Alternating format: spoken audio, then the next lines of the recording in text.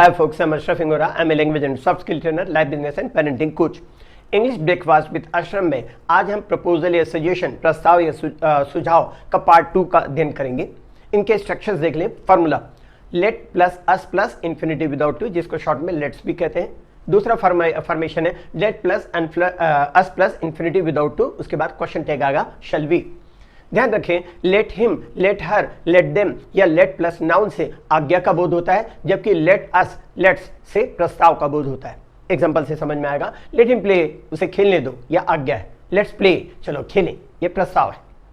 Imperative sentences में late के बाद क्वेश्चन टैग विल यू आता है, जबकि प्रपोजल या परामर्श वाले वाक्यों में लेट के साथ में शैल बी क्वेश्चन टैग का इस्तेमाल होता है।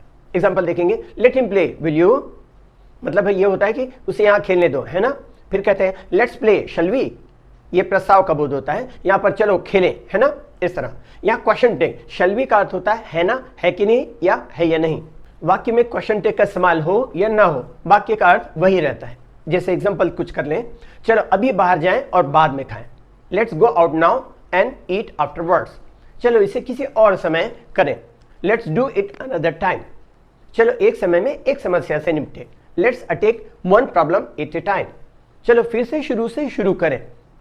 Let's start again from the beginning, चलो घर पर रहें और फिल्म देखें। Let's stay in and watch a film, चलो दोपहर के भोजन के लिए रुकें। लेट्स ब्रेक फॉर लंच, चलो चाय के दौरान बात करें। Let's talk over tea means while drinking tea, चलो छांव में बैठे और ठंडे हो लें।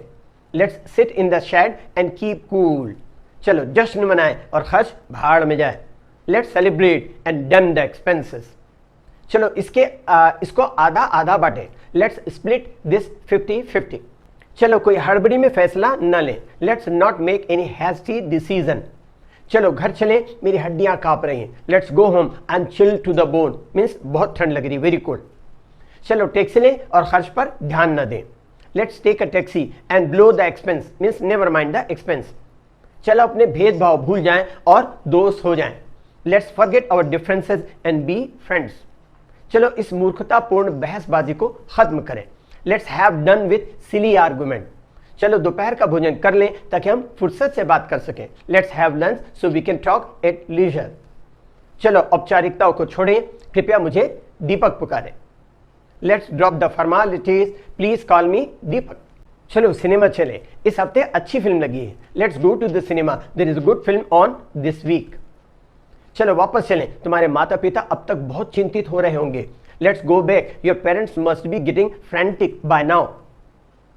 कुछ वाक्य ऐसे होते हैं जिनसे प्रपोजल या सजेशन, प्रस्ताव या सुझाव का बोध होता है। इनके स्ट्रक्चर्स देखें। व्हाट अबाउट या हाउ अबाउट, कैसा रहेगा, ये इसका अर्थ निकल रहा है। तो स्ट्रक्चर होता है व्हाट अबाउट और how about plus verb plus ING, ये प्रेजेंट पार्टिसिपल है। दूसरा इसका स्ट्रक्चर है सपोज या supposing plus subject plus verb, जो कि सिंपल प्रेजेंट में होते हैं। एग्जाम्पल से बातें क्लियर होंगी।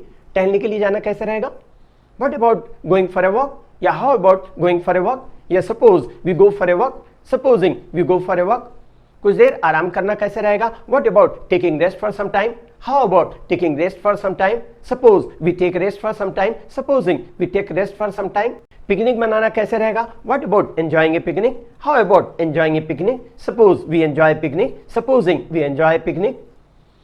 आइसक्रीम खाना कैसे रहेगा, what about having ice cream, what about having ice cream, suppose we have ice cream, supposing we have ice cream। TV देखना कैसे रहेगा, what about watching TV, how about watching TV, suppose we watch TV, supposing we watch TV। Cricket खेलना कैसे रहेगा, what about playing cricket, how about playing cricket, suppose we play cricket, supposing we play cricket।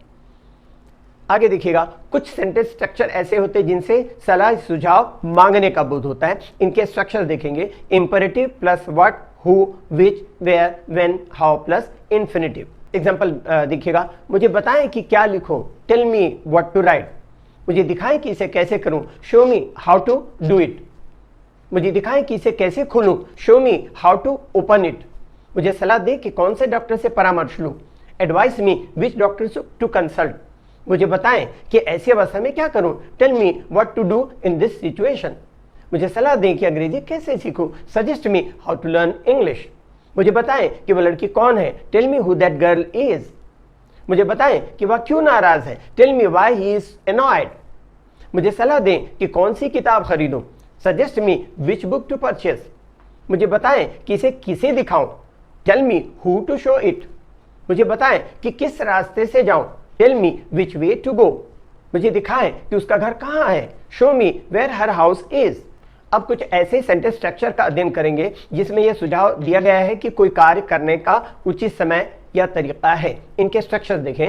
It is time plus infinitive, यह समय है, इसका अर्थ निकलता है। दूसरा, this is the way plus infinitive, यह तरीका है, यह अर्थ निकलता है।